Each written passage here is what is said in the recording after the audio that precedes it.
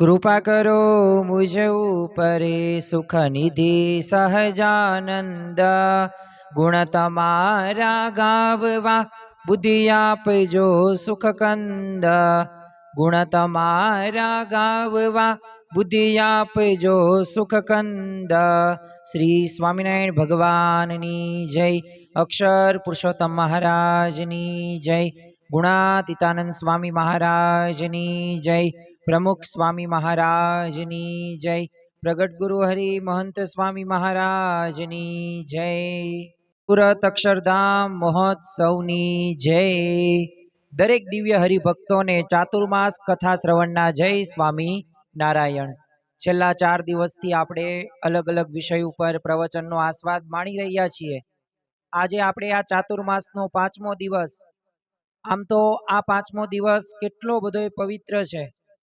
તો આજે વ્યાસ પૂર્ણિમા છે, કહેતા કે ગુરુ પૂર્ણિમા છે। તો આજના ગુરુ પૂર્ણિમા પર્વના નિમિત્તે આ ચાતુર્માસ કથા શ્રવણની અંદર આપણે સર્વ કોઈ એવા વિષય ઉપર વાત કરવી છે કે જે વિષયની આપણને ઘણી બધી વખત ઓછી આપણને ખબર હોય છે। અને આજના પ્રવચનનો મધ્યવર્તી વિચાર શું છે કે આપણને જે પ્રગટ ભગવાનની પ્રાપ્તિ થઈ છે ને આપણે જે કીર્તન ગાઈએ છીએ ને કે મને પ્રગટ મળ્યા પુરુષોત્તમ આજ આનંદ અંતર છાઈ રહ્યો। તો પ્રગટ ગુરુહરિ મહન સ્વામી મહારાજ એટલે કે શ્રીજી મહારાજે જે ગુણાતીત સંતનો જે મહિમા કહ્યો છે એ મહિમાની આજે વાતો કરવી છે। સાચા સંતના લક્ષણો કેવા હોય આજે આપણે ગુરુ પૂર્ણિમાના પવિત્ર દિવસે અને આ ચાતુર્માસ કથા શ્રવણની અંદર સાંભળવાના છીએ। પરંતુ ખરેખર ગરડા અંત્યનું 26મું વચનામૃત આપણે વાંચીએ તો એનું મથાળું જ છે કે મન ઇન્દ્રિયોને દાબીને વર્તે ને એવા સંતનું।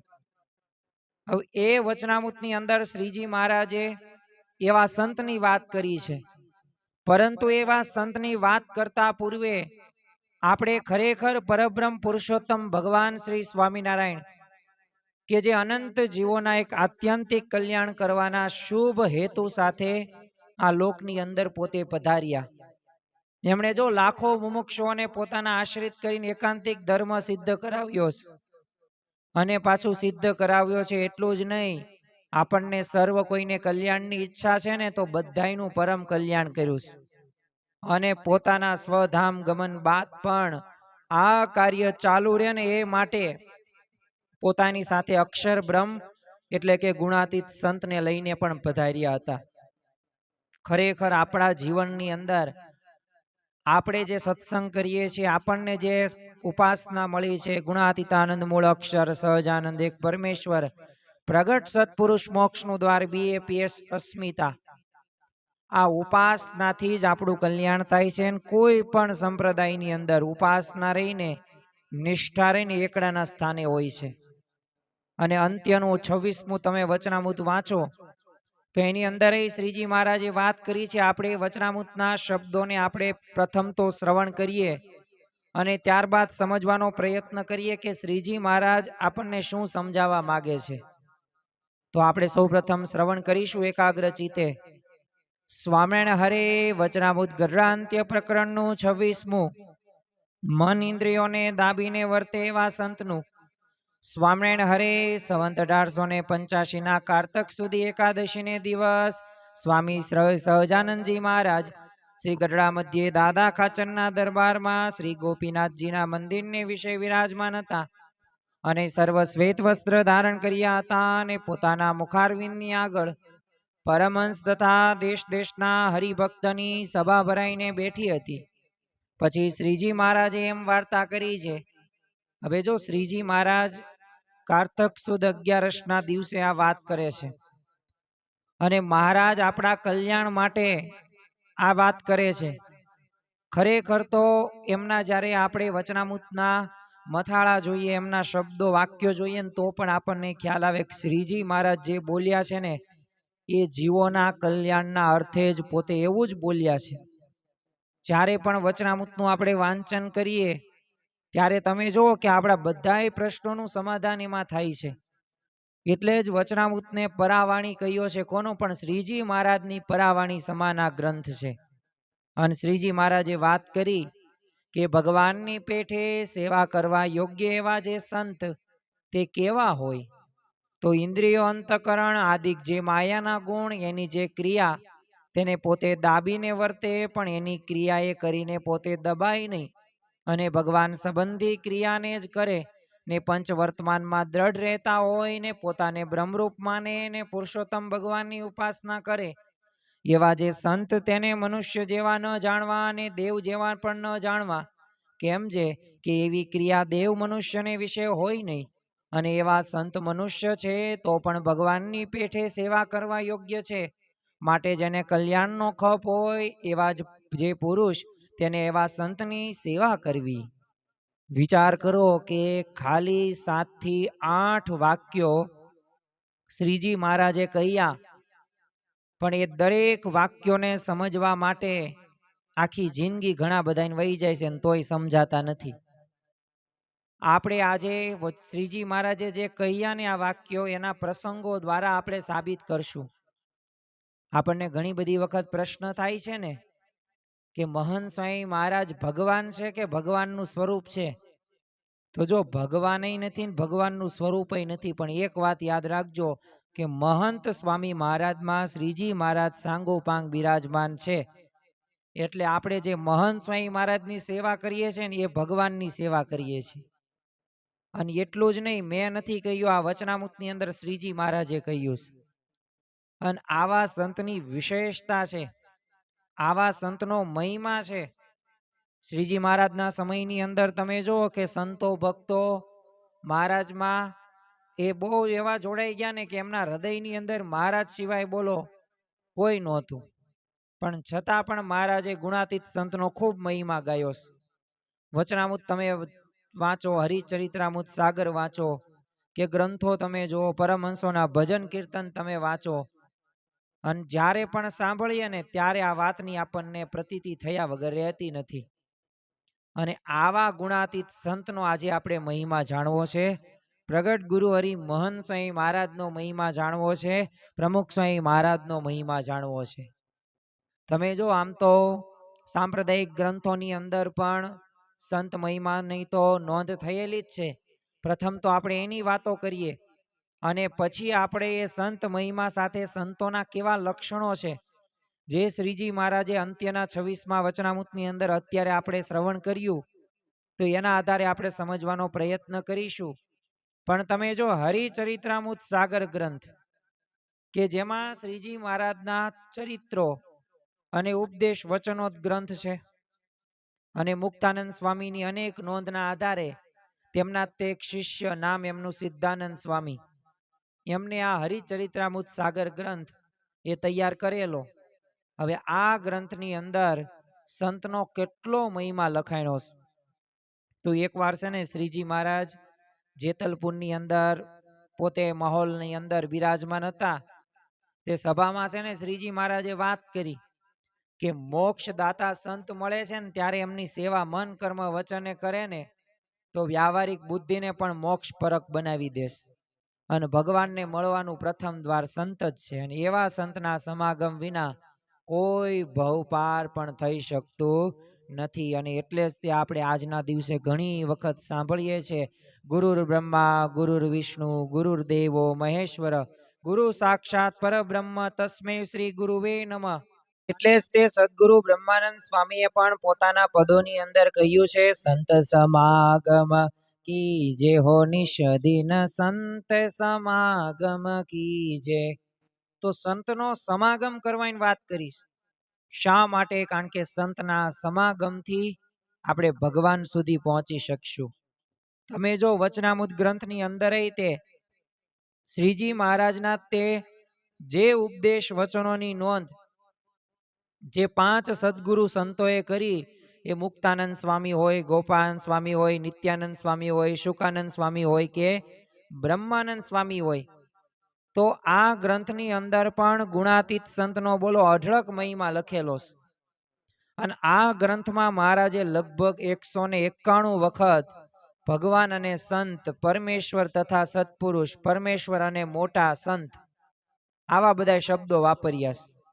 અરે મધ્યનું તમે 59મું વચનામૃત તમે જુઓ, તેમાં તો સર્વે શાસ્ત્રનો સાર જણાવતા શ્રીજી મહારાજ કહે છે કે 4 વેદ, પુરાણ, ઇતિહાસ ને સર્વમાં એ જ વાર્તા છે કે ભગવાનને ભગવાનના સંત એ જ કલ્યાણકારી છે. તો આપણે તો અક્ષરધામમાં જવું છે એવો એક સંકલ્પ રાખવો, પણ સંકલ્પ રાખ્યા પછી એવા ગુણાતીત સંતનો આપણે સમાગમ કરવાનો મન કર્મ વચને. શ્રીજી મહારાજ જો સંતનો બહુ મહિમા કહેતા, અને એ વાત આપણને પરમહંસોના પદો પરથી પણ એ આપણને જણાય છે. કારણ કે નિષ્કવાન સ્વામીએ જ તે પુરુષોત્તમ પ્રકાશની અંદર લખ્યું છે કે કયું બહુ પ્રકારે કલ્યાણ રે, અતિ અગણિત પ્રમાણ રે, પણ સૌથી સરસ સંત મારે, રાખ્યું વાલમે એની વાત મારે. તો નિષ્કવાન સ્વામી તો કેટલા પોતે બુદ્ધિશાળી હતા, એમને 20-22 કરતા વધુ ગ્રંથો લખેલા છે, પણ તમે જુઓ કે સાચા સંતનો એમને મહિમા લખ્યો છે. અને આ વચનામૃતની અંદર તે તમે જો શ્રીજી મહારાજે જે ઉપદેશ વચનના જે શબ્દો વાપર્યા છે ને, જે આપણે શરૂઆતમાં શ્રવણ કર્યા ગઢડા અંત્યના 26મા વચનામૃતના, કે ભગવાનની પેઠે સેવા કરવા યોગ્ય સંત. હવે આ શબ્દો તે આપણને સમજાવે કે આ છે ને ગુણાતીત સંતની સેવા રહીને એ ભગવાનના ભાવથી આપણે કરવાની છે. એટલે આપણને ઘણી વખત ઘણા બધા વ્યક્તિઓ દ્વારા એવું કહેવામાં આવે છે કે તમે તો છે ને એ ગુરુને તે સંતને છે ને ભગવાન બનાવી દીધા, પણ જો એમાં સાંગોપાંગ ભગવાન છે અને ખરેખર મૂર્તિમાન સ્વરૂપ છે, એટલે આપણે ભગવાન તુલ્ય આપણે એમની સેવા કરીએ છીએ. અને ખરેખર સંત મહિમા સાથે સંત લક્ષણ હોવા ખૂબ જરૂરી છે. આજે આપણે એ પણ થોડીક વાતો કરવી છે, કારણ કે તો આપણને ખ્યાલ આવશે કે આજે આપણને જે ગુણાતીત સત્પુરુષની પ્રાપ્તિ થઈ છે, તો જે શ્રીજી મહારાજે અંત્યના 26મા વચનામૃતની અંદર વાત કરી છે, તો એ બધી વાતો આપણે અનુભવાય છે. આજે મહંત સ્વામી મહારાજના, પ્રમુખ સ્વામી મહારાજના પ્રસંગો આપણે જોશું, ખાસ કરીને તો મહંત સ્વામી મહારાજના તે પ્રસંગો જોશું, જેથી આપણને વિશેષ પ્રતીતિ થાય. તમે જો આપણા સત્શાસ્ત્રોની અંદર તો એ સંતનો અઢળક મહિમા લખાણો છે. 100 કેડે દોરાની જેમ છે ને સંત મહિમા સાથે સંત લક્ષણ પણ એ જણાવ્યા જ છે. અને એ જાણવા આજના દિવસે આપણે ખૂબ જરૂરી છે. એક ગામમાં છે ને બ્રાહ્મણોની 84 ચાલતી હતી, એટલે રોજ લાડુની રસોઈ થાય. બ્રાહ્મણો તો પોતે અબોટિયા પહેરીને જમવા આવે. અબોટિયા એટલે શું? રેશમી વસ્ત્ર, એને અબોટિયા કહેવાતું. તો એમાં એક વ્યક્તિને થયું કે આપણે બ્રાહ્મણ જેવો છે ને વેશ કાઢીને છે ને નાતમાં ઘૂસી જવું છે ને લાડવા જમવા. અને એમ વિચાર કરીને પોતે તૈયાર થઈને લાઈનમાં પોતે ઊભો રહ્યો, કારણ કે લસપસતા લાડવા ખાવા કોને ન ગમે ને, એમાંય તે કાજુ બદામ બધું નાખેલું, અને પાછું સાકરમાંથી લાડવા બનાવેલા, એટલે એવા મીઠાશ વાળા હતા ને શુદ્ધ પાછો ઘી વપરાયેલું હતું. તે ભોજનશાળાની અંદર બારણે આમ દ્વારપાળ દળેકને પૂછે કે તમે કેવા બ્રાહ્મણ છો? તો સૌ બધાએ પોતપોતાની પેટા જ્ઞાતિનું નામ આપે એટલે દ્વારપાળ અંદર જવા દે. એટલે આમ કહી શકાય કે અત્યારે કેમ પાસ માગે, એવી જ રીતે છે ને આવી રીતના સિસ્ટમ રાખેલી, તમારી પેટા જ્ઞાતિ જણાવાય એટલે તમને અંદર પ્રવેશ મળશે. તે પેલો વ્યક્તિ તો આ જોઈને મૂંઝાઈ ગયો, પણ આમાં છે ને ઓદિંચ બ્રાહ્મણ ઘણા હતા, એટલે અવદીચ નામ વારે વારે આવતું હતું, એટલે વ્યક્તિને અવદીચમાંથી ડીચ યાદ રહી ગયું. અને જ્યારે વારો આવ્યો ને ત્યારે દ્વારપાળે પૂછ્યું કે હમ ભી ડીચ. દ્વારપાળ હતો ને બુદ્ધિશાળી હતો, એને ખ્યાલ આવી ગયો કે આ બ્રાહ્મણ નથી, અને પછી તો એને છે ને કાઢી મૂકે છે. અને જો આમ જો દ્વારપાળની જેમ આપણે પણ ગુણાતીત સંતના લક્ષણ જાણી રાખ્યા હોય ને, તો સંતને ઓળખાવામાં એ થાપ ન ખાઈ જઈએ. જો આપણે લક્ષણો જાણ્યા હોય ને સમજ્યા હોય સંત મહિમા, તો આપણને મહિમા સમજાય, તો ગુણાતીત સત્પુરુષની દરેક વાત મનાય. પણ નકર વાતો ન મનાય, એમના બસ સમાગમ કર્યા રાખીએ. તમે ઉપનિષદો વાંચો ને તો ઉપનિષદોની અંદર પણ એ અક્ષર બ્રહ્મનો ગુણાતીત સંતનો મહિમા વર્ણન કરવામાં આવ્યો છે. આપણે બહુ વિશેષ વાતો નથી કરવી, પણ મુંડક ઉપનિષદની અંદર ગુરુને જ બ્રહ્મ વિદ્યાના સાક્ષાત્કાર માટેનું દ્વાર કીધું છે. અને એમાં કીધું છે કે તદ વિજ્ઞાનાથમ સ ગુરુમ એવમ અભિગચ્છેત. એટલે કે બ્રહ્મ વિદ્યાના સાક્ષાત્કાર માટે છે ને ગુરુ પાસે જવું જ પડે. એટલે સંતનો આશરો કે શરણાગતિ કરવાનું એ સ્પષ્ટ સૂચન નથી, પણ જો અહીંયા આદેશ કર્યો છે. અને આ આદેશ આપ્યા પછી પણ કેવા સંતના શરણે જવું, તો એનું લક્ષણ બતાવ્યું છે. અને એમાં લખેલું છે કે શ્રોત્રિયમ બ્રહ્મનિષ્ઠમ, એટલે શું? સંત રહ્યા ને એ શાસ્ત્ર જ્ઞાનના અનુભવી, અક્ષર બ્રહ્મ સ્વરૂપ અને પરબ્રહ્મની ભક્તિમાં રત હોવા જોઈએ.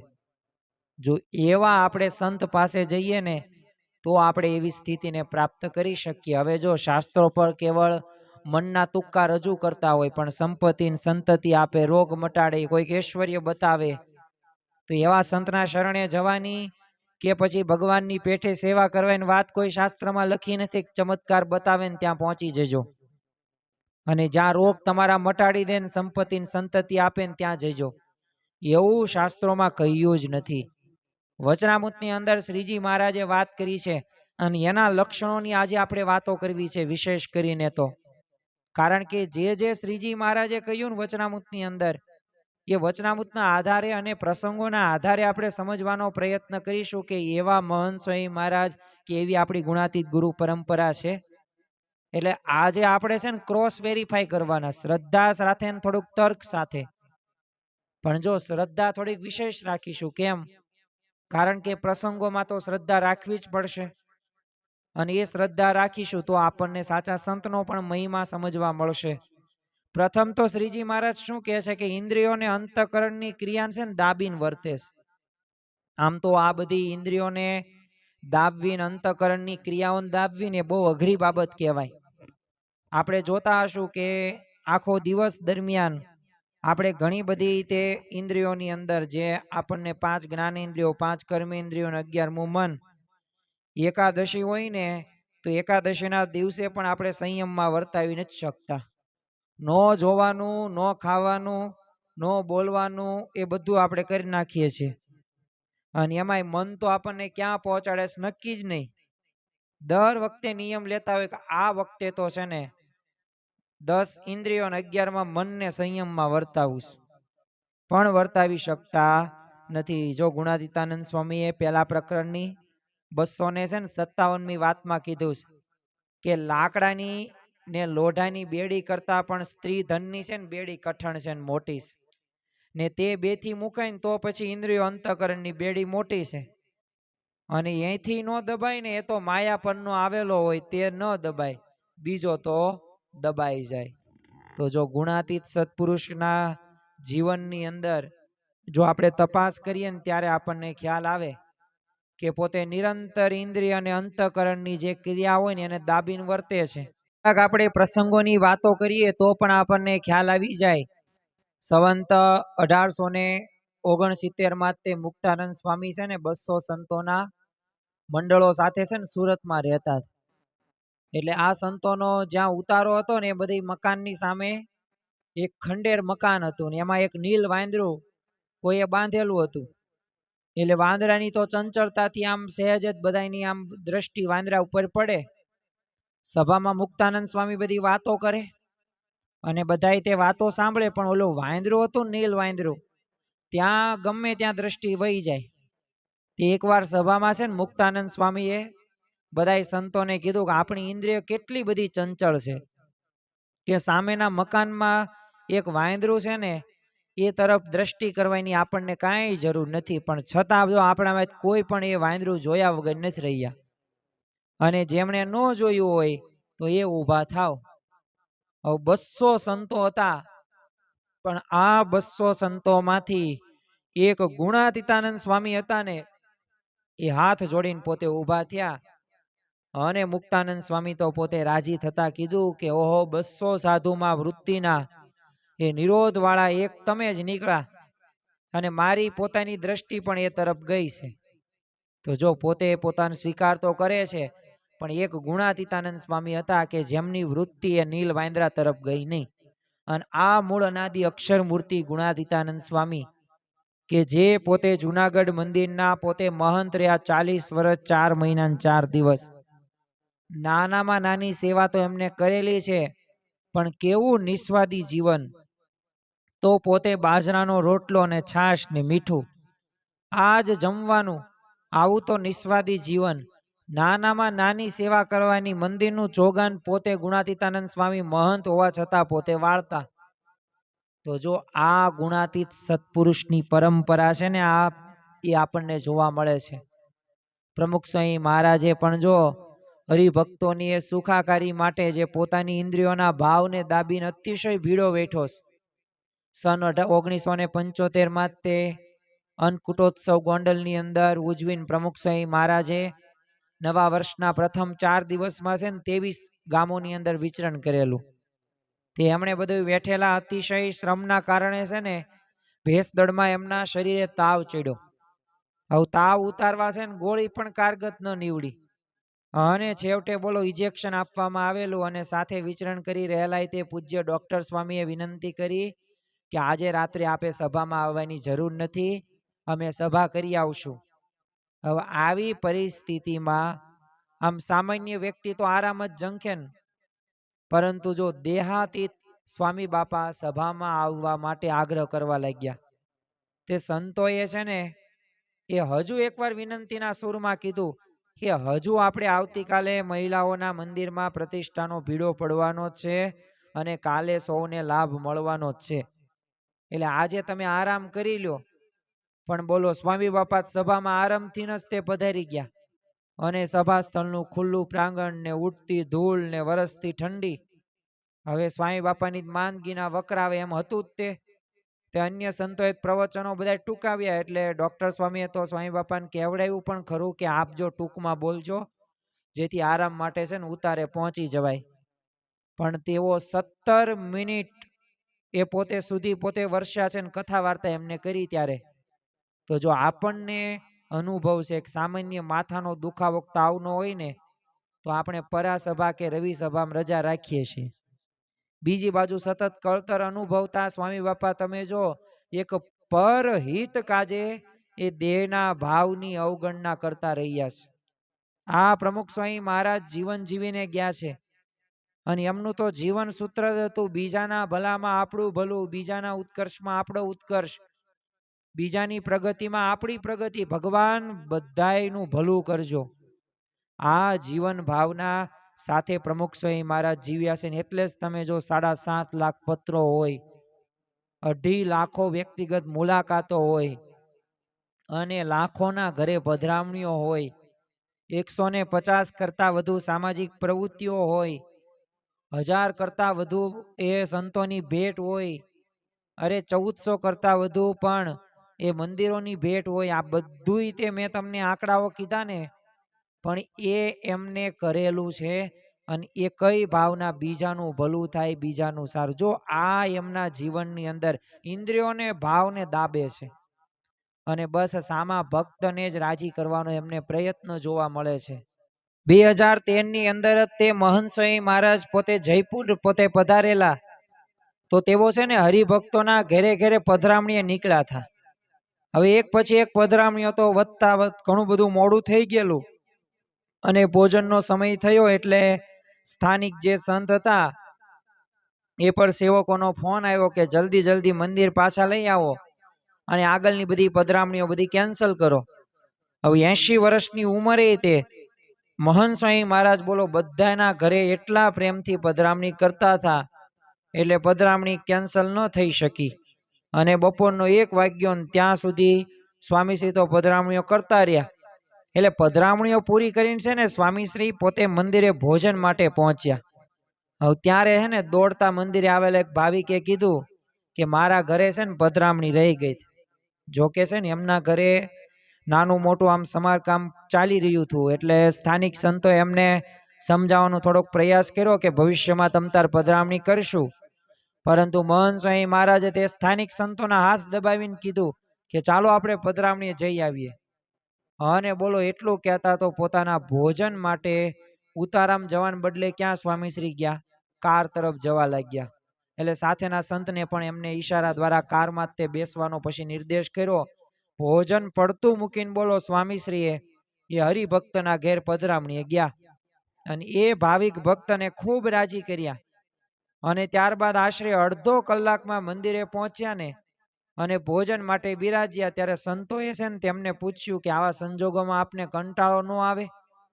હવે આપણને આવો પ્રશ્ન પૂછે તો આપણે તરત કીધે હા કંટાળો આવે, પણ આ હરિભક્તો સમજતા ક્યાં છે? આપણે આવું કહી દઈએ જો આપણી આવી વિચારધારા હોય છે, આપણે આવો અભિગમ હોય છે. પણ મહંત સ્વામી આજે શું કીધું? સહજતાથી કીધું કે કોઈ દિવસે નિર્ધાર રાખ્યો જ નથી કે આમ કરવું. જેમ સૌ સંતો હરિભક્તો રાજી થાય એ પ્રમાણે કરવાની વાત યોગી બાપાએ અમને શીખવાડીશ. તો જો આ ભક્તો પ્રત્યેની એમની ભાવના અને સરળતા છે ને એ આપણને ખ્યાલ આવે છે, પણ આની સાથે આપણને એ ખ્યાલ આવે કે ઇન્દ્રિયોને કેટલી પોતે સંયમમાં વર્તી છે. બાકી જો આપણે તો સમયસર જમવાનું જોવે જ તે. એટલે મહારાજે જો સ્પેશિયલ શિક્ષાપત્રીની અંદર શું કીધું કે સર્વેન્દ્રિયાણી જીતાની રસના ઇન્દ્રિય વિશેષ જીતાય.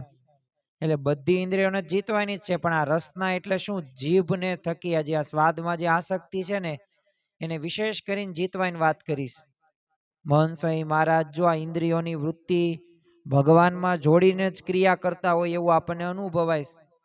ભગતજી મહારાજ કહેતા કે રૂપ આવે ને તો હું આંખની વૃત્તિ ખેંચી લઉં, સ્વાદ આવે ને તો જીભની વૃત્તિ ખેંચી લઉં. એમ વર્તમાન કાળે મહંત સ્વામી મહારાજ પણ જો ઇન્દ્રિયોની વૃત્તિ ભગવાનમાં જોડીને એ જ ક્રિયા કરતા હોય એવું આપણને અનુભવાય છે. 2018ની અંદર રાજકોટમાં મહંત સ્વામી મહારાજ પોતે છે ને અલ્પાહાર કરી રહેલા. તે શિયાળો હતો ને એટલે થાળમાં છે ને સાલમ પાક હતો. એટલે સ્વામીશ્રીએ તો પ્રસાદ વિવેક સાગર સ્વામીએ આપ્યો.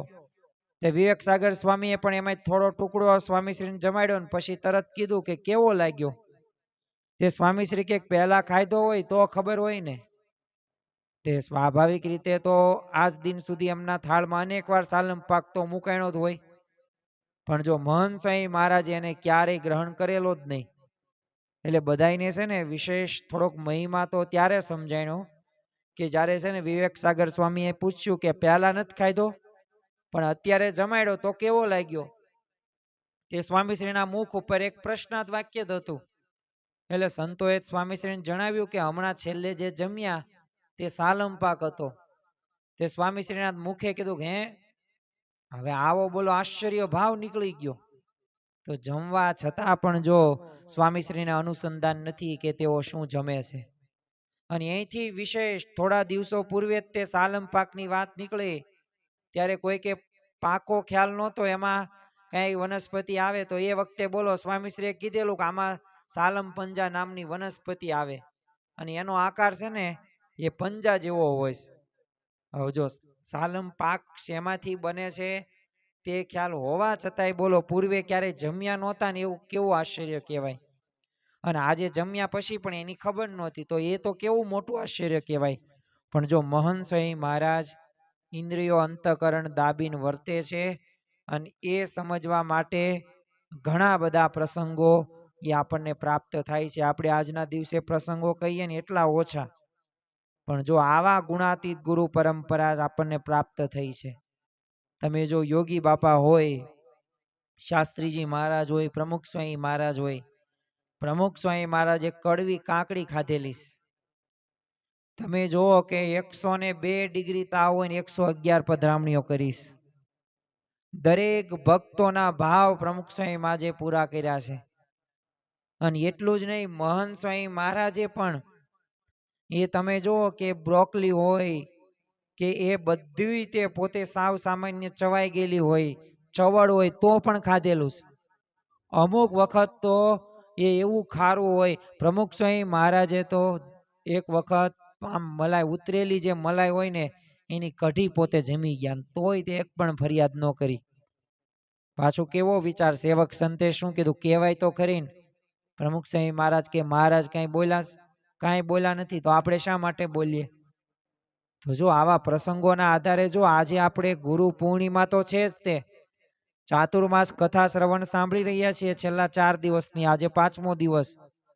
તો ખરેખર જો આપણે આપણા ગુરુને રાજી કરવા હોય ને તો એમણે જે રીતે એ પ્રસંગોમાં વર્ત્યા છે ને એ પ્રકારે આપણે વર્તવું જોઈએ. સાચું ગુરુ પૂજન એને જ કહેવાય કે એમના જેવા ગુણો આપણા જીવનમાં આવે. બાકી તો જો દર વર્ષે ગુરુ પૂર્ણિમા આવશે જ તે, વ્યાસ પૂર્ણિમા આવશે જ તે, પણ બસ આજના દિવસે આપણે એવો એક સંકલ્પ કરીએ ને કે આપણે જે સ્વાદિયો સ્વભાવ છે ને એમાં નિસ્વાદી જીવન મારે જીવવું છે. મારે ભગવાન અને સંતની આજ્ઞા પ્રમાણે જીવન બનાવવું છે. તો જો આ વિચાર હોય ને તો આ વિચારથી ખરેખર એ ભગવાન અને સંતનો રાજીપો એ પ્રાપ્ત થતો જોવા મળે છે. અને શ્રીજી મહારાજે એટલે જ કીધું કે આવા સંત અમને ખૂબ પ્રિય છે. અને મુક્તાનંદ સ્વામી તે આ વાતને એક પદમાં લખે છે કે દે ઇન્દ્રિય અરુ મન આદિક કે સંગ મેં નહીં લપટાવે, સંત જન સોઈ સદા મોહે એ ભાવે. ખરેખર મુક્તાનંદ સ્વામીના કહેવાનો ભાવ એ જ તે કે ઇન્દ્રિયો અને અંતકરણને છે ને દાબીને વર્તે છે અને એવી ભાવના સાથે એ પોતે જોડાણ કરે છે. અને આવા સંત રહ્યા ને એ પોતે સ્વયં હરિ છે.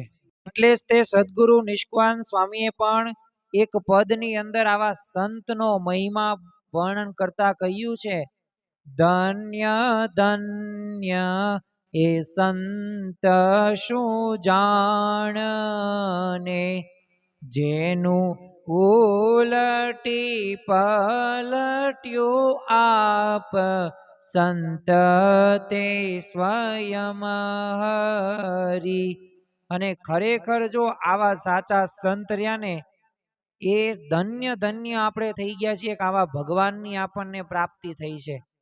જો જેણે આવા પદો પોતાના જીવનની અંદર દ્રઢ કરીને રાખ્યા છે, કારણ કે નિષ્કાન સ્વામીની એ પદની અંદર લખે છે, આપ ટળી મળ્યા ભગવાનમાં, જેના આપમાં હરિનો વ્યાપ, સંત તે સ્વયં હરિ. તો જો ભગવાન મળી ગયા એ કારણ કે એમાં હરિનો વ્યાપ છે. અને ખરેખર જો એમના સંતનો સમાગમ કરીશું ને તો આ પ્રકારના જીવન ભાવના તો આપણને આવશે. જેવા સંતમાં જેવા ગુણો છે ને એવા ગુણો આપણામાં આવશે. બીજું શ્રીજી મહારાજે વચનામૃતની અંદર શું કીધું, આવા સંતનો મહિમા સંતના લક્ષણ બતાવતા કે ભગવાન સંબંધી ક્રિયાને જ કરે છે. ગુણાતીત સંતની જો ક્રિયા રહીને મનુષ્ય જેવી જ હોય, પરંતુ તેઓ દરેક ક્રિયાની અંદર એ ભગવાનનું અનુસંધાન રાખે છે. કોઈ ક્રિયાના ધણી પોતે થતા નથી અને હું કઈ કરતો જ નથી, ભગવાન સર્વ કરતા જ બોલો એમ સમજે. એટલે જો તેઓનું વિચરણ હોય, મુલાકાત હોય, એ બધી ક્રિયાઓ શું થઈ જાય, ભક્તિ થઈ જાય, ભજનમાં જ પરિણમે. આપણે પ્રમુખ સ્વામી મહારાજનો મહંત સ્વામીનો પ્રસંગ જોઈએ. 1969 ની અંદર પ્રમુખ સ્વામી મહારાજ ભરૂચની અંદર એક મીટિંગની અંદર વિરાજમાન હતા. તો ઘણી બધી વ્યવહારિક ગૂંચો છે ને તેમને આમ ઉકેલવાની હતી. તો એમની પાસે જે પ્રશ્નો રજૂ થયા ને બધા પેચીદા હતા, પણ સ્વામી બાપા તો ખૂબીપૂર્વક એ બધા પ્રશ્નોના ઉકેલ લાવ્યા. એટલે આ મીટિંગના સાક્ષી હતા ડોક્ટર મગનભાઈએ નોંધ્યું કે તણાવ ભરી પરિસ્થિતિમાં પણ સ્વામી બાપા છે ને અત્યંત સ્વસ્થ અને સ્થિર હતા. એટલે એમણે મીટિંગ બાદ છે ને સ્વામી બાપાને એક સાખી સંભળાવી, અને જેનો અર્થ હતો કે જેને માથે તાજ હોય ને તેને ઊંઘ ન આવે. અને પછી એમણે બાપાને પૂછ્યું કે આપને માથે તાજ છે તોય શાંતિ કેવી રીતે રહેશે. આવો જ એક બીજો પ્રસંગ હું તમને કહું કે જ્યારે દિલ્હી અક્ષરધામ પૂરું થયું ત્યારે પત્રકારે એક પ્રશ્ન પૂછેલો કે what is your next project, તમારો આગળનો પ્રોજેક્ટ શું? ત્યારે પ્રમુખ સાહેબે શું કીધું, ભગવાન ભજવાન અને ભજાવવા. પણ આ પ્રસંગ તો આપણે સર્વ કોઈએ સાંભળેલો છે, પણ એ દિલ્હી અક્ષરધામ કેટલા વર્ષમાં બન્યું? 5 વર્ષમાં બની ગયું. વિચાર કરો, 5 વર્ષમાં એ દિલ્હી અક્ષરધામ બની ગયું. અને એ બ્રહ્મવિહારી સ્વામીએ જ્યારે બધું તે કામકાજ ચાલતું ત્યારે કહ્યું કે આટલા બધા પથ્થરો પડ્યા, તમને આ માથે ભાર નથી રહેતો? અને ત્યારે પ્રમુખ સાહેબ આજે શું કીધું, બધું ભગવાન જ કરે છે, આપણે કંઈ કરતા નથી, આપણેથી સૂકો પાપડ પણ ભંગાય એવો નથી. અને એટલે જ તે મોહન સ્વામી પણ કહે છે કે સૂકું પાંદડું પણ હલાવી ન શકીએ. હલાવી જોવો તો ન હલાવી શકીએ. એક્શન કરીને મહંત સ્વામી મહારાજ કહે છે. તો જો આ વિચાર જ્યારે હશે ને ત્યારે અવશ્ય એ આપણને લાભ દેખાશે જ તે. કારણ કે દાસના દુશ્મન હરી કેદી હોય નહીં, જેમ કરે તેમ સારું જ કરે. અને આ કરતા કરતા પણ એની સમજણ આવા સંતની અંદર એ આપણને જોવા મળે જ છે. એટલે સ્વાભાવિક રીતે આવી રીતે વાત કરીને મગનભાઈએ કે તમને આમ તાજ હોય તો શાંતિ કેવી રીતે? એટલે સ્વામી બાપાએ તો શું કીધું કે આપણે તો છે ને બોજો છે ને ભગવાન પર નાખ્યો છે અને સર્વ કરતા હરતા એમને જાણીને વાતચીત કરીએ છીએ. તો જો સ્વામી બાપા દરેક કાર્યની અંદર ભગવાનને આગળ રાખીને કાર્ય કરતા. જેમ દરેક વર્તુળનું એક છે ને કેન્દ્ર બિંદુ હોય, એમ ગુણાતીત સત્પુરુષોના છે ને જીવન વર્તુળમાં કેન્દ્ર સ્થાને કોણ છે? ભગવાન છે. અને તેઓ એમને સંભાળીને જ બધી ક્રિયાઓ કરે છે. મહંત સ્વામી મહારાજ પણ એકવાર ભાવનગરમાં નિજ કક્ષની અંદર હરિભક્તોના પત્રો પર સહી કરી રહ્યા હતા. તો એમની સમક્ષ પત્રોનો એક ગંજ ખડકાયો. આ જોઈને છે ને સેવક સંતે એમને કીધું કે આપને આટલા બધા પત્રોમાં સહી કરતા કંટાળો નથી આવતો? અને સ્વામી શ્રી સહજતાથી કીધું કે ઠાકોરજીની ભક્તિ થઈ જાય ને તો જો સ્વામી શ્રી ગમે તે સ્થળે ગમે તે સમયે ગમે તે સેવા પ્રવૃત્તિ કરતા હોય, પણ જો ભગવાનને સંભાળીને એમને પ્રસન્ન કરવા માટે જ કરે છે. એટલે જ તે દરેક ક્રિયા ભગવાન સંબંધી થઈ જાય છે. દરેક કર્મ એમનું ભક્તિ બની જાય છે. આવા ભગવાન જેવા સંતની પ્રાપ્તિ થઈ જાય ને પછી તો આપણે એ જે સદગુરુ નિષ્કાન સ્વામી એ જે એક પદની અંદર એ સંતનો જે મહિમા વર્ણન કરે છે ને, સિદ્ધને રહીએ રે કંગાલ રે સંતો, સિદ્ધને રહીએ રે કંગાલ, જ્યારે મળ્યો મહા મોટો માલ રે સંતો, સિદ્ધને રહીએ રે કંગાલ, પૂર્ણ બ્રહ્મ પુરુષોત્તમ પામી, ખામી ન રહીએ કવાલ રે સંતો, સિદ્ધને રહીએ કંગાલ. નિષ્કાન સ્વામી આગળ બે કડીની અંદર કહે છે, રાજાની રાણી ભમી ભીખ માગે, હાલે કંગાલ ને હાલ રે સંતો, સિદ્ધને રહીએ રે કંગાલ. ઘર લજામણી રાણી જાણી રાજા, ઘર લજામણી રાણી જાણી રાજા, ખીજી પાડે વળી ખાલ રે સંતો, સિદ્ધને રહીએ રે કંગાલ. આ પદની અંદર સરસ મજાની વાત નિષ્કાન સ્વામી કહે છે કે જો પ્રગટ ભગવાનની પ્રાપ્તિ થઈ ગઈ અને પછી જો આપણે આમથી આમ આટા મારીએ ને તો એ ખરેખર એ આપણે ભગવાનને હજી ઓળખ્યા નથી, આવા સંતને ઓળખ્યા નથી. ખરેખર જો આવા સાચા સાધુ આપણને પ્રાપ્ત થઈ ગયા, શ્રીજી મહારાજે જે વચનામૃતની અંદર કીધું એવા ભગવાનની પ્રાપ્તિ થઈ ગઈ. આજે ગુરુ પૂર્ણિમાનો પવિત્ર દિવસ છે. આ ચાતુર્માસના કથા શ્રવણની અંદર આપણને આવા ભગવાનની પ્રાપ્તિ થઈ છે ને અને આવા સંતની પ્રાપ્તિ થઈ છે, એ આપણા બહુ મોટા ભાગ્ય કહેવાય. બીજું શ્રીજી મહારાજે સંત લક્ષણની વાત કરી છે. પંચ વર્તમાનની અંદર દ્રઢ રહેતા હોય. શ્રીજી મહારાજે તો ત્યાગી માટે જે નિષ્કામ, નિર્લોભ, નિસ્વાદ, નિસ્નેહ, નિર્માન હોય એ પાંચ વર્તમાનમાંથી જો ગુણાતીત સંત ક્યારેય તે પોતે ચલિત થતા નથી અને એના પાલનમાં કદી તે એ ગોબો કે ગાબડું પડવા દેતા નથી. સન 1985 ની અંદર પ્રમુખ સ્વામી મહારાજ છે ને લંડનની અંદર વિરાજમાન હતા અને એ વખતે છે ને આપણા સંપ્રદાયના અંદર બધા સાધુઓના નિયમોથી એક તદ્દન અજાણ એવા એક મૂળ શંકર ગોર નામના એક ભાવિક દર્શને આવેલા. એટલે દર્શન કરીને સંતને ચરણે કંઈક છે ને ધરવું જોઈએ ને એવા ભાવથી એમને ખિસ્સામાંથી એક પાઉન્ડનો સિક્કો કાઢ્યો અને પ્રમુખ સ્વામી મહારાજના હાથમાં મૂકી દીધો. આમ વીજળીનો કરંટ લાગે ને એ સ્પર્શ થઈ ગયો હોય ને એવી ત્વરાને દુઃખ સાથે બોલો સ્વામી બાપાએ હાથ પાછો ખેંચી લીધો અને સિક્કો હતો એ નીચે પડી ગયો અને સ્વામી શ્રી તો તરત ઊભા થઈ ગયા અને બાથરૂમમાં જઈને 25 વખત એ ધૂળથી હાથ ધોઈ નાખ્યા. પછી ઓલા પેલા ભાવિકને પણ સંતોના બધા નિયમો પંચ વર્તમાન હતા એ બધા શાંતિથી સમજાવ્યા. તો જો આ એમને કેટલું દ્રઢતાથી પાલન કર્યું. 1974ની સાલની અંદર મહંત સ્વામી મહારાજ છે ને ભાવનગર પધારેલા. તો એક સત્સંગી યુવાન જે છે ને આંબાવાડી વિસ્તારમાં હીરાના કારખાનામાં પોતે કામ કરતો હતો. તો સ્વામીશ્રી પાસે પહોંચે છે ને સ્વામીશ્રી પોતાના કારખાનામાં પધરામણી કરવા વિનંતી કરી. તો યુવાનની વિનંતી સ્વીકારીને તો સ્વામીશ્રી બધા અન્ય સંત સાથે કારખાને પધાર્યા. તો સંતોના દર્શન કરવા છે ને ઘણા બધા લોકો આમ એકત્રિત થયેલા. તો એમાં ક્યાંકથી છે ને અવાજ સંભળાયો અને એ છોકરી આવી સંતોને ઉપવાસ પડશે અને પધરામણી પૂર્ણ થઈ ગઈ અને ભોજન લેવાનું હતું પણ સ્વામીશ્રી તો જમવા ન આવ્યા. તે સત્સંગી યુવાનને ખ્યાલ આવી ગયો કે સ્વામીશ્રી ઉપવાસ આદર્યો એટલે ભોજન લેવા ખૂબ વિનંતી કરી. પણ હકીકતમાં તો સ્વામીશ્રીએ બાળકીનો સ્પર્શ પણ નહોતો કર્યો. પણ સ્વામીશ્રીને શંકા હતી એટલે બોલો ઉપવાસ મહંત સ્વામી આજે કરી લીધો.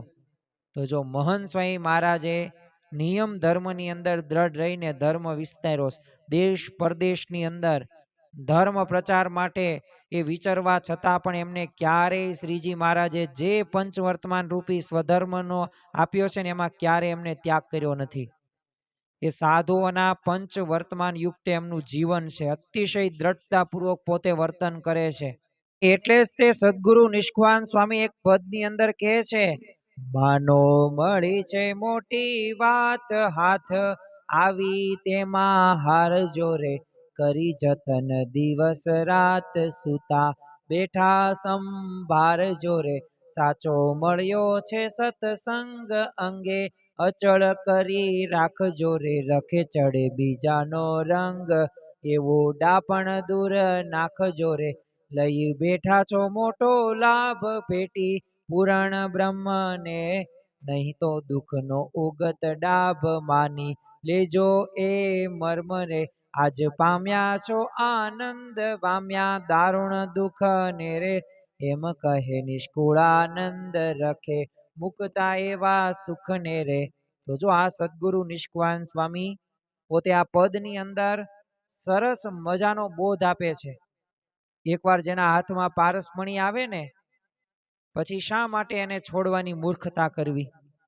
અને જો જે છોડે ને એ મૂર્ખ કહેવાય. અને ખરેખર એવા ભગવાનને એવા સંતની આપણને અત્યારે પ્રાપ્તિ થઈ. શ્રીજી મહારાજે આગળ વર્ણન કર્યું છે અને ખરેખર શ્રીજી મહારાજ કહે છે કે પોતાને છે ને બ્રહ્મરૂપ માની પુરુષોત્તમની ઉપાસના કરે. જો આ ચોથું લક્ષણ જે શ્રીજી મહારાજે કીધું. શ્રીજી મહારાજે ઘણા બધા વચનામૃતની અંદર બ્રહ્મરૂપ થઈને પરબ્રહ્મની ઉપાસના કરવાનો સ્પષ્ટ આદેશ આપ્યો. તમે જો ગુણાતીત સત્પુરુષોએ આ ઉપાસનાની આ રીતને છે ને પોતાની આમ જીવન શૈલી બનાવીશ. એટલે સાક્ષાત અક્ષર બ્રહ્મ હોવાથી વિકટ પરિસ્થિતિઓમાં પણ એમને વિચલિત કરી શકતી નથી. એ માન હોય કે અપમાન હોય, સુખ હોય કે દુઃખ હોય, સફળતા હોય કે નિષ્ફળતા હોય, પણ એ બધી પરિસ્થિતિની અંદર આ ગુણાતીત પરંપરા જે રહીને એ એમની એક પોતે સ્થિર વર્ત્યા છે અને પાછા સદાય સ્થિર વર્ત્યા છે. કારણ કે જ્ઞાનની આ ઉચ્ચ સ્થિતિ ઉપર એમને ક્યારેય ભક્તિને પાછી ગૌણ પણ નથી કરી. અને જો બ્રહ્માનંદ સ્વામી એક કીર્તનની અંદર કીધું છે ને કે ચૈતન્ય રૂપ આપકુ સમજત ભક્તિ સદા મન ભાવે. એટલે પોતાને છે ને ચૈતન્ય રૂપ એટલે શું? બ્રહ્મરૂપ માની પુરુષોત્તમની ભક્તિમાં રત રહેવાનું છે. અને તે જ સાચા સંતના લક્ષણો છે. પ્રમુખ સ્વામી મહારાજ તમે જો ગુરુપદે આવ્યા પછી પ્રથમ વખત એમને આફ્રિકા ખાતે વિચરણનું આયોજન 1974ની અંદર થયેલું. તો સ્વામી બાપા અને સંત મંડળ પ્લેનની અંદર નેરોબી એરપોર્ટ ઉપર પહોંચ્યા. તો ત્યારે સૌના હોશકોશ ઉડાડી દે ને એવી પરિસ્થિતિ સર્જન થયેલી.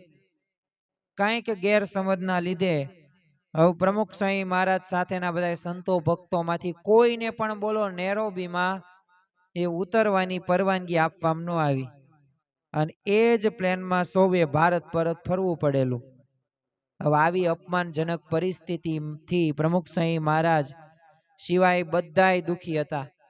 અને પાછા વળતાય તે એમણે સદગુરુ કોઠારી સ્વામી એટલે કે ભક્તિ પ્રિયદાસ સ્વામીની ડાયરીમાં લખેલું કે મહારાજ બાપાની મરજી હોય એમ થાય, માટે રાજી રહેવું, તેઓ જેમ રાખે એમ રહેવું, અને અક્ષરરૂપ થઈને મહારાજની ભક્તિ કરવી એટલે દુઃખ ન થાય.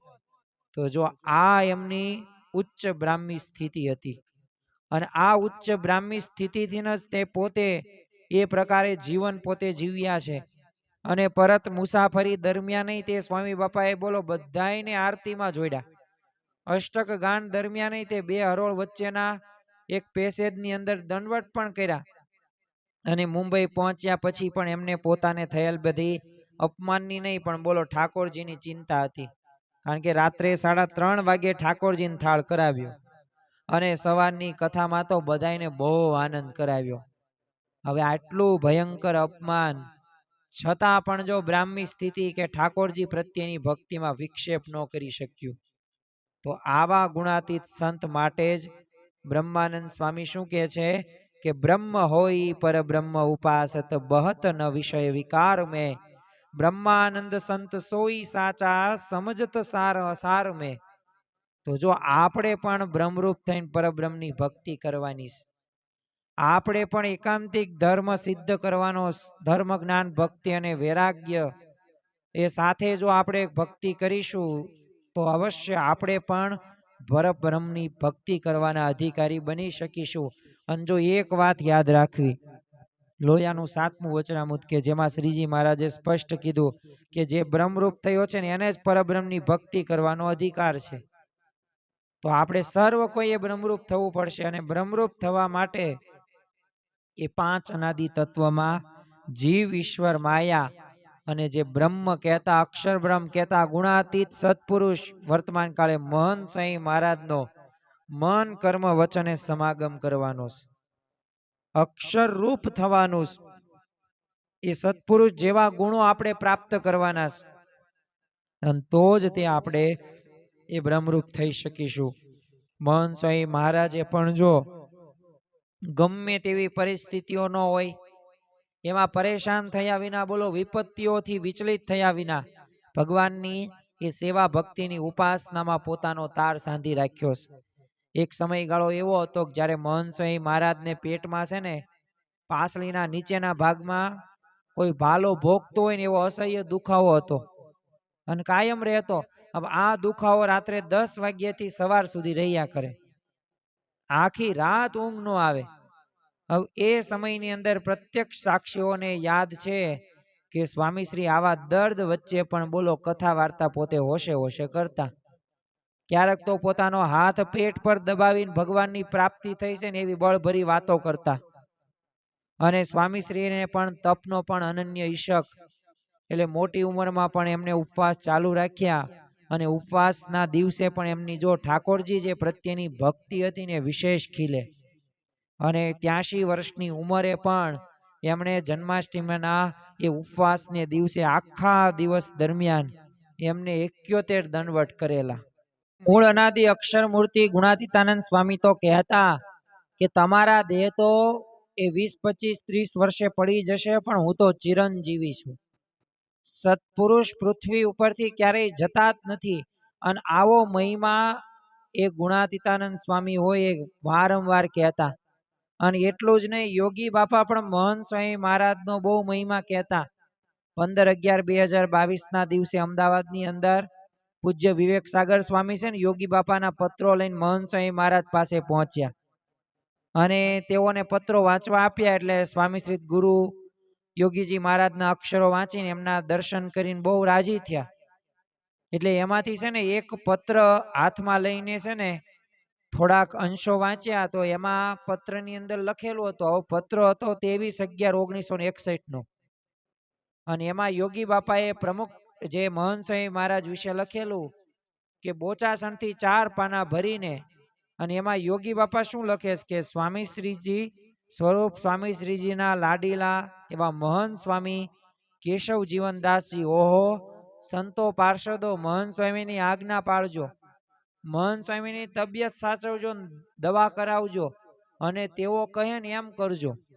તો જો યોગી બાપા આ રીતે મહંત સ્વામી મહારાજનો આ મહિમા છે ને જાહેરમાં કહેતા. પણ છતાં પણ તમે જો મહંત સ્વામી મહારાજ ગુરુ હરિ પ્રમુખ સ્વામી મહારાજના અદના સેવક બનીને બોલો દાસ ભાવે વર્તતા અને પોતાના મહિમાના વચનોને જાહેર ક્યારેય થવા દે નહીં, આવું તો પોતે દ્રઢતાથી પોતે પાલન કરતા. તો આ પ્રકારની એ જીવન ભાવના આપણને મહંત સ્વામી મહારાજના જીવનમાં જોવા મળે છે. ગમે એવી પરિસ્થિતિ હોય દરેક પરિસ્થિતિમાં સ્થિર તો વર્તે જ છે. આ જ સાચા સંત છે જેની આપણને પ્રાપ્તિ થઈ છે. જો દેહને કષ્ટ પડે ને ત્યારે દેહ ભાવ લઈને વ્યક્તિ છે ને સહેજે ભગવાનને વિસરી જાય, ભૂલી જાય. પરંતુ ગુણાતીત સંતની એ જ વિશેષતા રહી છે કે એમને ભગવાન ક્યારેય ભૂલાતા નથી. આપણને કેવું કે લાલો લાભે દોડે, લાભ થાય ને ત્યાં આપણે દોડીએ, પણ લાભ થવાનું બંધ થાય ને એટલે મૂકી દઈએ. બોલો એક પ્રમુખ સ્વામી મહારાજ અમેરિકાની અંદર બિરાજમાન હતા ને કોઈક એવા ગુણ ભાવીને પૂજા આપી. હવે કઈક વેપાર ધંધો કરતા તે કઈક ખોટ ગઈ તો પૂજા બોલો ભારત પાછી મોકલી દીધી. શું કીધું પાછું પત્ર લખ્યો પ્રમુખ સ્વામી મહારાજને કે તમે પૂજા આપીને ત્યાર પછી તે મારા ધંધાની અંદર છે ને પડતી થવા લાગીશ કે આ પૂજા તમારી ફાંય રાખો. તો જો આવા પણ ભક્તો હોય છે, પણ એ કેવા હોય છે કે એ પોતે સ્વાર્થ એનો સદાય ત્યાં સુધી એ પોતે વાહ વાહ કરે ને ત્યાં સુધી જોડાય. પણ જો આ ગુરુ પૂર્ણિમાના પવિત્ર દિવસે આપણે એક સંકલ્પ કરીએ કે આપણે આપણા અંગત સ્વાર્થ માટે જોડાવાનું નથી, આપણે આપણા આત્માનું કલ્યાણ કરવાનો સ્વાર્થ આપણે મુખ્ય રાખવાનો, પણ બીજો સ્વાર્થ નહીં. બીજો લાભ થાય કે ન થાય, બીજી આપણી અપેક્ષા પૂરી થાય કે ન થાય, એમાં ભગવાનની સંતની ઈચ્છા, એમાં આપણે કંઈ પણ પ્રકારના લેવા દેવા નહીં. આપણે આપણા બસ આત્માનું કલ્યાણ કરવાનું છે. ફેબ્રુઆરી 2019માં મહંત સ્વામી મહારાજ પોતે સિંગાપોરથી છે ને મેલબર્ન એટલે ઓસ્ટ્રેલિયા 7 કલાકની લાંબી મુસાફરી કરીને પધારેલા. હવે જેટ લેગ અને રાત્રે મોડા સુવાથી થાક પણ સ્વાભાવિકપણે લાગેલો હતો. તે બીજા દિવસે સવારે છે નિત્ય પૂજા પછી એમની સમક્ષ છે ને અલ્પાહારનો થાળ ગોઠવાયો. પણ સ્વામીશ્રીએ તો અલ્પાહાર પૂર્વે તે આરતી કરવાનું યાદ કરાવ્યું. હવે બધા આ બાબત તો ભૂલી ગયેલા, પણ જો સ્વામીશ્રી નો ભૂલ્યા. તો જો ઠાકોરજીની આરતી બાદ જ તેમને અલ્પાહાર ગ્રહણ કર્યો. પણ કેટલી પરાભક્તિના દર્શન આપણને સ્પષ્ટ દેખાય છે. તો જો જે શ્રીજી મહારાજે કીધું ને કે પોતાનું બ્રહ્મરૂપ માનીને પુરુષોત્તમની ઉપાસના કરે, આપણે પણ આ જ વાત કરવાની. મહંત સમાજે આ જ કીધું, અક્ષરમહમ પુરુષોત્તમ દાસોસ્મી, કે અક્ષર એવો હું પુરુષોત્તમનો દાસ છું. આ ભાવે આપણે ભગવાનની ભક્તિ કરવાની અને આપણે આપણી જાતને અક્ષર માનવાની. ખરેખર આ ગુણાતીત સંત માટે શ્રીજી મહારાજ કહે છે કે એવા સંતને મનુષ્ય જેવા ન જાણવા ને દેવ જેવા પણ ન જાણવા, એવા સંતને તો ભગવાન જેવા જાણવા, એટલે કે ભગવાનનું સ્વરૂપ જાણવા. અને ભગવાનની પેઠે આવા ગુણાતીત સંતની સેવા કરવાની વાત મહારાજે ઘણા બધા વચનામૃતની અંદર કરી છે. એટલે ખરેખર જો આપણે સાચા સંતને સેવીશું ને તો અવશ્ય આપણને લાભ થવાનો જ છે. ઘણા બધા પદો છે. આજે આપણે પદોની વાતો કરીએ ને કે જ્ઞાન ધ્યાન ગુરુ બિન મિલે નહીં કાહુ ઠોર, એ ગુરુ બિન આત્મ વિચાર કિત પાવહી. એ ખરેખર બ્રહ્માનંદ સ્વામી કહે છે જ્ઞાન રહ્યા ને ગુરુ વિના મળતું નથી સાચું જ્ઞાન. અને એટલે જ તે આપણે શું કરવાનું છે કે સાચા સંતને એ સેવવાના છે.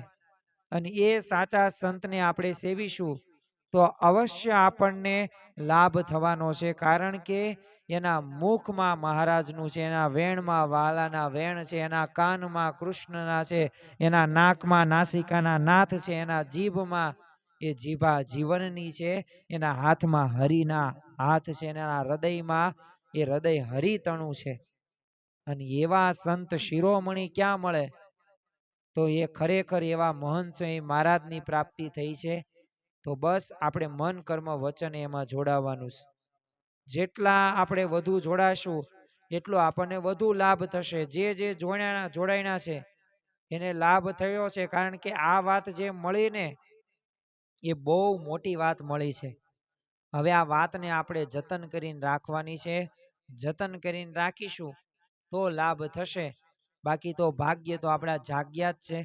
વરતાલનું 5મું વચનામૃત છે એની અંદર કીધું છે ભગવાનની પેઠે આવા ગુણાતીત સંતની સેવા કરવાથી કોઈ કનિષ્ઠ ભક્ત 2 જન્મે, 4 જન્મે, 10 જન્મે કે 100 જન્મે ઉત્તમ ભક્ત થનારો હોય ને આ ને આ જ જન્મે કરીને ઉત્તમ ભક્ત થાય છે.